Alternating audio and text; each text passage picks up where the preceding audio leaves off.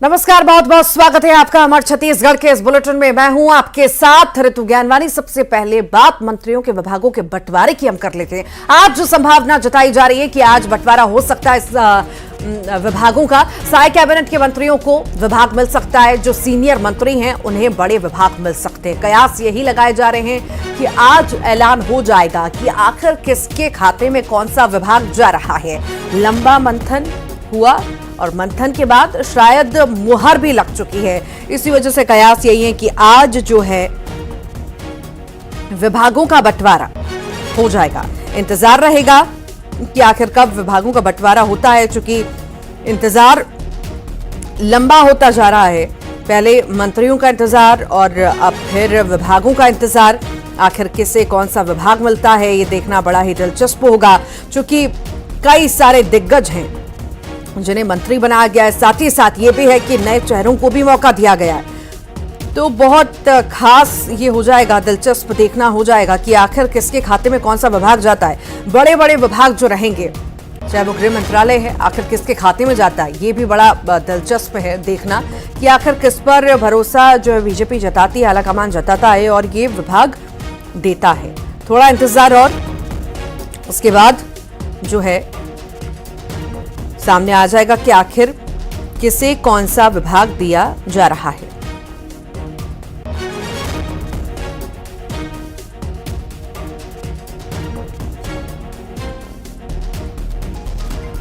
तो विष्णुदेव मंत्रिमंडल के विस्तार के बाद विभागों के बंटवारे का इंतजार जो है किया जा रहा है और जल्द जो है जिम्मेदारी मिल सकती है, ऐसे कयास लगाए जा रहे हैं।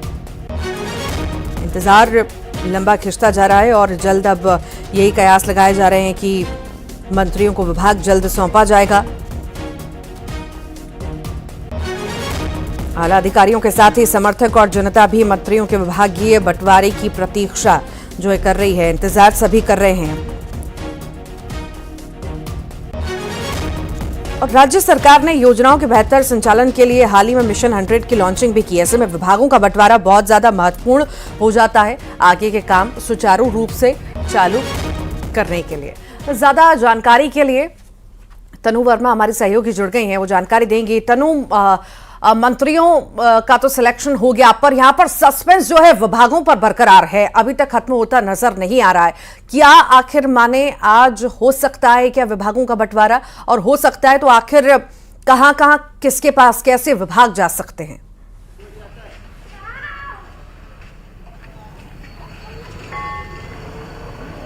जी बिल्कुल, देखिए साय सरकार के मंत्रिमंडल के विस्तार के बाद सभी को इंतजार विभागों का है और सभी की निगाहें इसी पर टिकी हुई कि आखिर किस मंत्री को कौन से विभाग जो है दिए जा सकते हैं। वहीं उम्मीद जताई जा रही है कि आज मंत्रियों को उनके विभाग जो है वो सौंपे जा सकते हैं। आला अधिकारियों से लेकर नेता के समर्थकों और आम जनता को भी मंत्रियों के विभागों का जो है बेसब्री से इंतजार है। वहीं 2 दिन पहले सीएम साय जो है वो दिल्ली प्रवास पर थे। इस दौरान उन्होंने प्रधानमंत्री नरेंद्र मोदी समेत बीजेपी के वरिष्ठ नेताओं से भी मुलाकात की थी और उनके साथ डिप्टी सीएम अरुण साह और विजय शर्मा भी थे। ऐसे में इस जो ये मुलाकात थी वो राजनीतिक दृष्टिकोण से काफी अहम मानी जा रही है। कहा जा रहा है कि इस दौरान राजनीतिक चर्चाएं भी हुई हैं, जिसमें विभागों का बंटवारा भी जो है वो शामिल है। वहीं राजनीतिक गलियारों में चर्चा है कि सीएम साय खनिज और वित्त विभाग जो है वो अपने पास रख सकते हैं, क्योंकि इससे पहले भी पूर्व मुख्यमंत्री भूपेश बघेल ने भी खनिज और वित्त विभाग अपने साथ ही रखा था। इसके साथ ही दोनों डिप्टी सीएम को ऐसे विभाग जो है वो दिए जा सकते हैं कि जो जनहित से जुड़े कार्यों पर हो। इसके साथ ही चर्चा ये भी है कि गृह मंत्री को लेकर भी चर्चाएं जो है वो तेज हैं और अपराधों में लगाम लगाने के लिए किसी तेज तर्रार मंत्री को जो है अपराधों पर कहीं ना कहीं नियंत्रण करने के लिए गृह मंत्रालय बहुत ज्यादा जरूरी हो जाता है और यहाँ पर फैसला लेना बहुत ज्यादा जरूरी हो जाता है। और ये भी है कि यहाँ पर ये मंत्रालय आकर किसे दिया जाता है, तेज तर्रार नेता के हाथ में जाएगा तभी शायद सुचारू रूप से ये विभाग चल सके और कहीं ना कहीं इसका प्रभाव ये आने वाले समय में देखने को हमें मिले। बहुत शुक्रिया फिलहाल के लिए जानकारी साझा करने के लिए तनु।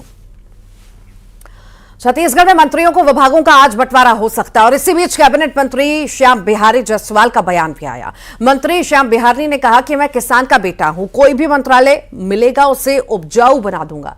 श्याम बिहारी ने कहा कि कोई भी मंत्रालय ना अच्छा और ना ही कमजोर होता है, सभी मंत्रालय अच्छे होते हैं, बस काम करने की क्षमता होनी चाहिए। मैं पहले ही बोला हूँ कि मंत्रालय कोई भी मंत्रालय ना अच्छा है न कमजोर है, सारे मंत्रालय अच्छे हैं। उसमें काम करने की जो क्षमता है और आप लोगों ने जो मेरे ऊपर भरोसा किया है, तो मैं निश्चित रूप से किसी भी मंत्रालय को संभालने का इच्छा है।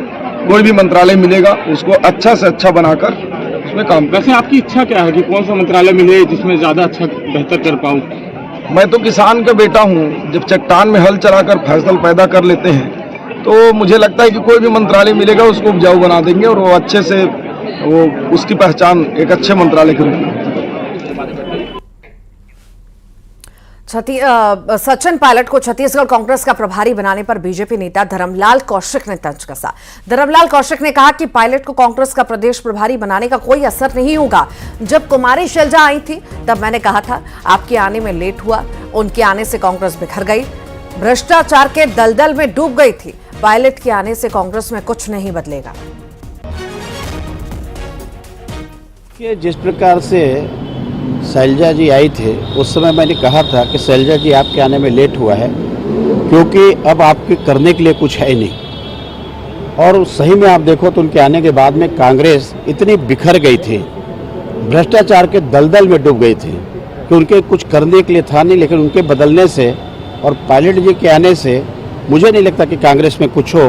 पहला परीक्षा उनका लोकसभा का चुनाव होगा और मैं आपके सामने बोल रहा हूँ कि इस बार हम 11 के 11 लोकसभा जीतेंगे। कांग्रेस प्रभारी किसी को बना ले, कांग्रेस प्रदेश अध्यक्ष किसी को बना ले, लेकिन अब उनके हाथ में कुछ है नहीं।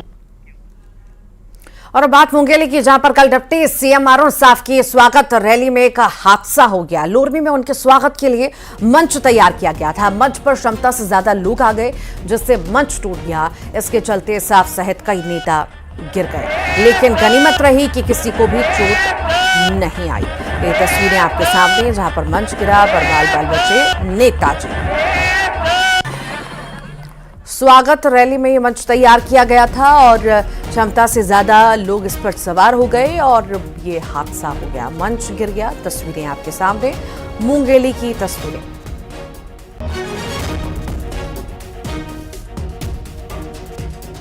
स्वागत किया जा रहा था, माला कहीं ना कहीं बड़ी सी माला जो है पहना के स्वागत किया जा रहा था और उसी दौरान धड़ाम से जाकर के मंच गिरा और सभी गिर गए। गनीमत रही कि किसी को कोई चोट नहीं है।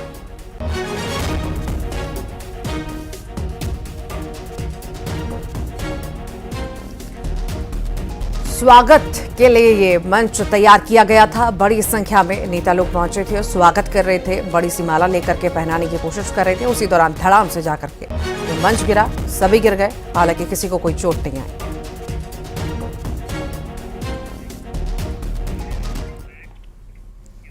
अंबिकापुर की बात कर लेते हैं। जानलेवा हमला हुआ है। भाई भतीजों ने मिलकर चाचा पर जानलेवा हमला कर दिया। रॉड, लाठी, डंडों से बुरी तरह से पीटा, बेहोश होने तक आरोपी पीटते रहे। घायल को मेडिकल कॉलेज अस्पताल में भर्ती करा दिया गया है। जमीन विवाद के कारण मारपीट होना बताई जा रही है। बेहोश होने तक ये आरोपी इसी तरह वार करते रहे, पीटते रहे। ये पूरा मामला जमीन विवाद से जुड़ा बताया जा रहा है और जमीन विवाद में ही इस घटना को अंजाम दिया गया है। जानलेवा हमला किया गया है। भतीजे ने चाचा पर हमला किया, रॉड से, लाठी डंडों से बुरी तरह से पीटा है। भसुर बेटा भी रही और वे साबर से मारी। काबर मारी? खेती बाड़ी का लड़ाई रही समय मेरे सिर पे वार किए। इसके बाद मैं उठा, इसके बाद भागने लगा, फिर गिर गया मैं। फिर 2 बार वहाँ सिर में मारे, इसके बाद गिर गया मैं वहाँ पे। इसके बाद पैर को भी मार के तोड़ दिए, दोनों पैर को। इसके बाद बहुत ज़्यादा मारे सर, सिर में भी फट गया और पूरा मैं चलने लायक नहीं था, बेहोश हो गया वहाँ पे। सतना में 2 मासूमों की मौत हो गई। 2 मासूमों की कुएं में डूबने से मौत होना बताई जा रही है। पैर फिसलने से ये बड़ा हादसा हुआ जिसमें कुएं में बच्चे गिर गए। कुएं से पानी ये मासूम भर रहे थे और उसी दौरान ये हादसा हो गया। 2 मासूम डूब गए, मौत हो गई। पैर फिसलने से कुएं में जा गिरे और मौत हो गई। ज्यादा जानकारी के लिए शिवेंद्र सिंह बघेल हमारे साथ जुड़ गए हैं। शिवेंद्र, छोटी सी लापरवाही भारी पड़ गई, 2 मासूमों की मौत हो गई। जी, मैं आपको बता दूं, ये घटना है मजगमा थाना बरौंदा थाना अंतर्गत खोही गांव की, जहां दो सचेरे भाई कुएं से पानी लेने गए थे और एक भाई का पैर फिसल गया, वो कुएं में जा गिरा। दूसरे ने बचाने की कोशिश की और कुएं में छलांग लगाई और डूबने से दोनों की मौत हो गई है। सबको बरामद कर लिया गया है और जो मृतक है उसका एक का नाम लाला यादव है जो 12 साल का है और एक हिमांशु यादव है जो 13 साल का है। दोनों सचेरे भाई हैं और दोनों की घटनास्थल पर ही मौत हो गई है। पुलिस उनके सबको बरामद कर लिया है और अब पीएम कराया जा रहा है। जी ठीक, बहुत बहुत शुक्रिया जानकारी को साझा करने के लिए शिवेंद्र।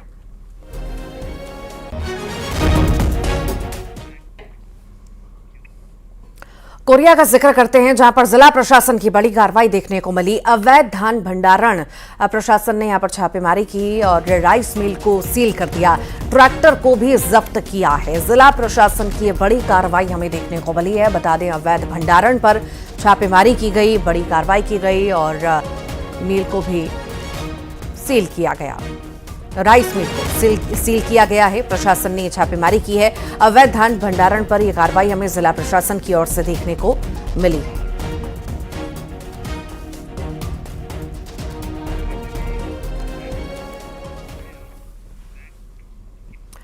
और नए साल को लेकर पुलिस अलर्ट मोड में नजर आ रही है। नए साल के जश्न पर पुलिस की पैनी नजर रहने वाली है। पर्यटक स्थल, झरने, पिकनिक स्पॉट पर पुलिस तैनात रहेगी। हुड़दंग करने वालों पर एक्शन लिया जाएगा। तेज रफ्तार वाहन चलाने वालों पर भी कार्रवाई होगी। मैनपॉट, चित्रकूट, सतरेंगा, देवरी, रामझरा समेत प्रमुख स्थलों पर पुलिस तैनात रहेगी, पैनी नजर बनाए रखेगी कि किसी भी तरह का कोई हादसा न हो, घटना घटित ना हो और आराम से जो है नए साल की शुरुआत हो जाए।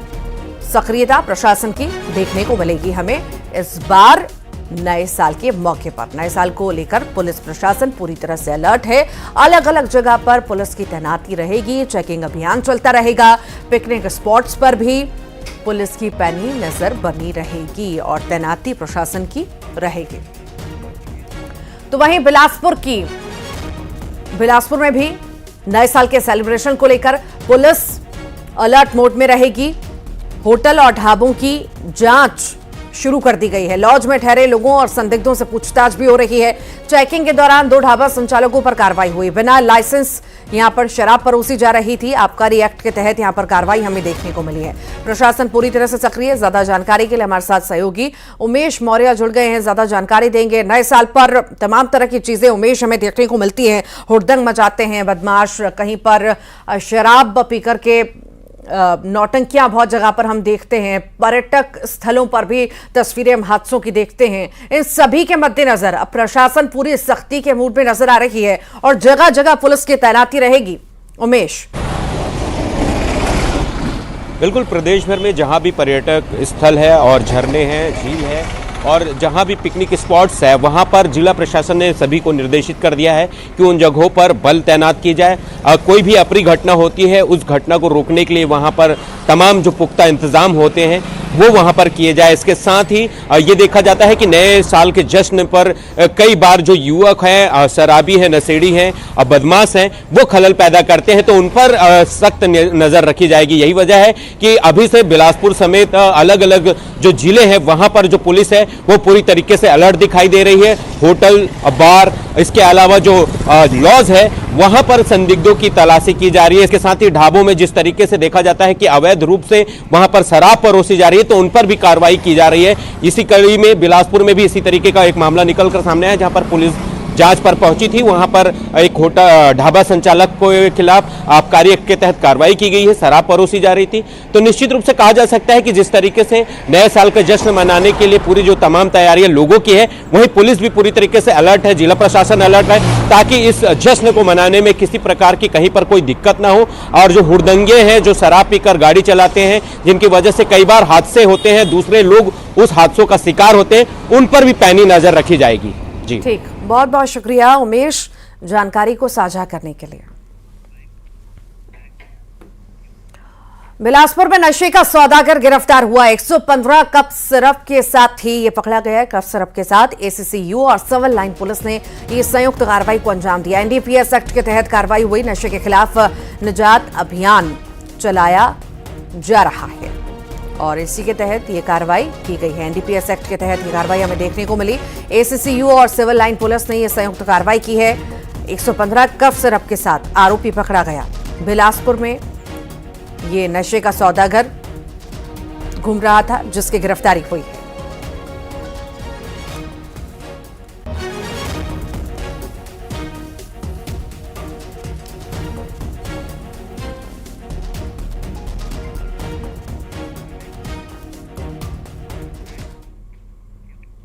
कोरबा में बुधवारी स्थित वर्किंग वुमेन हॉस्टल को लंबे समय तक संचालन के लिए कोई निजी संस्था सामने नहीं आने के बाद महिला बाल विकास विभाग को इसकी जिम्मेदारी लेनी पड़ी है। महिला बाल विकास विभाग ने महिला स्वास्थ्य कार्यकर्ताओं को बिल्डिंग दी है ताकि उसका उपयोग किया जा सके। बिल्डिंग के नीचे तल में NAM की कक्षाएं लगाने के साथ ही उनके रहने की भी व्यवस्था हॉस्टल में की गई है। इस तरह से हॉस्टल के निचले तल का उपयोग शुरू हो चुका है। न्यूज 18 ने हॉस्टल की खबर को प्रमुखता से दिखाया, जिसके बाद प्रशासन ने सुध ली और इसका उपयोग अब शुरू कराया गया है।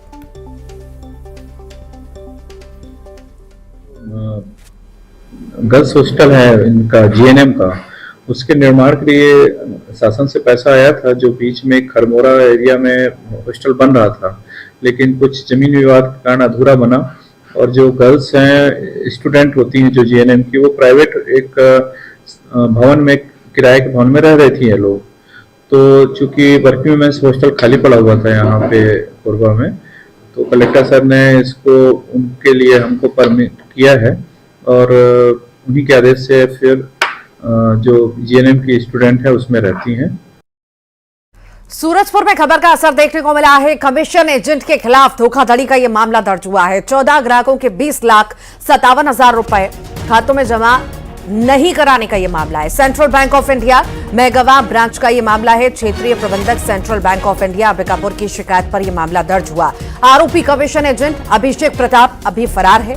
कोतवाली पुलिस जांच में फिलहाल जुटी हुई है। प्रमुखता से न्यूज 18 ने यह खबर दिखाई थी, जिसके बाद कहीं ना कहीं असर देखने को मिला और FIR अब दर्ज हुई है। बैंक के रीजनल मैनेजर अंबिकापुर की ओर से उनके लीगल एडवाइजर के द्वारा एक आवेदन कोतवाली सूरजपुर में पेश किया गया था, जिसमें उनके यहाँ व्यावसायिक प्रतिनिधि के तौर पे काम करने वाले एक व्यक्ति अभिषेक के विरुद्ध में शिकायत थी और ये आरोप था कि उसके द्वारा अनाधिकृत रूप से लोगों के द्वारा जो जमा रकम है वो बैंक में जमा न कराकर बैंक और बैंक के ग्राहकों के साथ धोखाधड़ी की गई है। और उस शिकायत पर अभी थाना सूरजपुर में धारा 420 भादवी के तहत आपराधिक प्रकरण दर्ज किया गया है और प्रकरण को विवेचना में लिया गया है। सर, कितने की जरूरत होगी? अभी जो आवेदन पत्र आया है उसमें करीब 37-38 लोग हैं जिनका नाम का उल्लेख है और करीब 20 लाख रुपए के आसपास की जो रकम है वो अनुमानित है। इसमें और इस वक्त लाइव तस्वीरें इस वक्त हम आपको दिखाएंगे, खास तस्वीरें। प्रधानमंत्री नरेंद्र मोदी गुरुद्वारे पहुंचे हैं। ये तस्वीरें इस वक्त आप देख रहे हैं। बड़ी संख्या में यहाँ पूर्व अध्यक्ष सरदार मनजिंदर सिंह सिरसा और बड़ी संख्या में उपस्थित सभी संगत को नमन करते हैं। आप सबकी उपस्थिति को प्रधानमंत्री नरेंद्र मोदी शिरकत करने के लिए पहुंचे हैं। देवियों सज्जनों, अपने धर्म और स्वाभिमान की रक्षा के लिए साहबजादों के बलिदान से देश का बच्चा बच्चा और आने वाली पीढ़ियां भी न सिर्फ परिचित हों बल्कि उससे प्रेरणा प्राप्त करें। इसी सोच के साथ पिछले वर्ष राष्ट्रीय स्तर पर वीर बाल दिवस मनाए जाने की शुरुआत हुई थी। इस सोच और इस संकल्प के प्रेरणा स्रोत हैं देश के यशस्वी प्रधानमंत्री श्री नरेंद्र मोदी जी, जिनके यहाँ उपस्थिति से हम सभी अभिभूत हैं। मैं निवेदन करूंगा दिल्ली सिख गुरुद्वारा प्रबंधक कमेटी के अध्यक्ष सरदार हरमीत सिंह कालका से कि वे संगत की ओर से माननीय प्रधानमंत्री महोदय का सम्मान करें, उन्हें शॉल भेंट करके, और साथ ही दिल्ली सिख गुरुद्वारा प्रबंधक कमेटी के पूर्व प्रधान सरदार मनजिंदर सिंह सिरसा जी से निवेदन है माननीय प्रधानमंत्री महोदय का आभार व्यक्त करने वाला फोटो फ्रेम उन्हें भेंट करें। बहुत बहुत आभार निवेदन अपना स्थान ग्रहण करने के लिए। देवी और सज्जनों, आज हम सब यहाँ वीर बाल दिवस के इस आयोजन में साहबजादों के शौर्य और बलिदान को नमन करने के लिए उपस्थित हैं। मंच पर बड़ी संख्या में हमारे स्कूली विद्यार्थी भी उपस्थित हैं शबद कीर्तन के लिए। शबद कीर्तन आरंभ हो उससे पहले एक बार पुनः मैं निवेदन करूंगा, आप अपना सिर जरूर ढक लें और साथ ही अपने पैरों से जूते या चप्पल निकाल कर अपने स्थान पर विराजें। आइए हम सब पूरी श्रद्धा के भाव से साहबजादों के बलिदान को नमन करें और श्रवण करें शबद कीर्तन।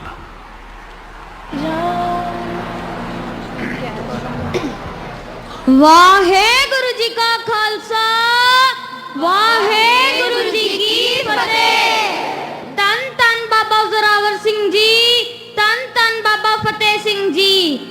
उन्ना के मुख सद उजले, उन्ना नो सब जगत करे नमस्कार, सब जगत करे नमस्कार। संगत जी आओ महसूस करिए, संगत जी आओ महसूस करिए पोदियां। ये शबद कीर्तन का कार्यक्रम जिसकी शुरुआत हो चुकी है, प्रधानमंत्री नरेंद्र मोदी पहुंच चुके हैं। आइए आगे बढ़ते हैं और बात करते हैं पूर्व सीएम से मिलने पहुंचे हैं डॉक्टर सीएम मोहन यादव। पूर्व सीएम शिवराज सिंह चौहान से मिलने के लिए पहुंचे हैं। खास मुलाकात ऐसे मान सकते हैं हम। आज चूंकि बैठक भी होनी है मोहन कैबिनेट की, उससे पहले पूर्व मुख्यमंत्री से मुलाकात सीएम की। आखिर क्या मायने हैं ये भी जानने की कोशिश करेंगे हम। मंत्रिमंडल का विस्तार हो चुका है और अब इंतजार जो है विभागों के बंटवारे का किया जा रहा है और उससे पहले पूर्व मुख्यमंत्री से मुलाकात मुख्यमंत्री की। आखिर क्या मायने हैं ये भी जानने की कोशिश करेंगे। मुलाकात पूर्व सीएम शिवराज सिंह चौहान से मोहन यादव की मुलाकात, आखिर क्या मायने हैं इसके ये भी जानने की हम कोशिश करेंगे। आज बैठक भी होनी है, 11 बजे का समय निर्धारित किया गया है जब मोहन कैबिनेट की बैठक होनी है और उससे पहले ये मुलाकात पूर्व मुख्यमंत्री के साथ मुख्यमंत्री की।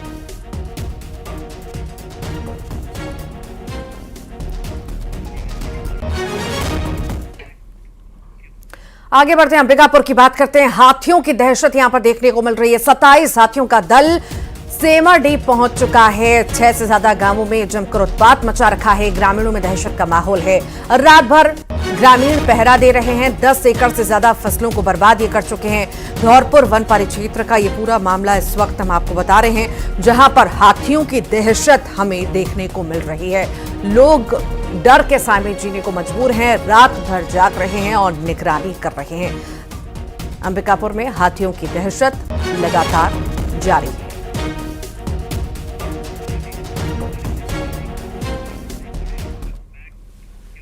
और इसी के साथ ही हमारे छत्तीसगढ़ के बुलेटिन में फिलहाल के लिए इतना ही।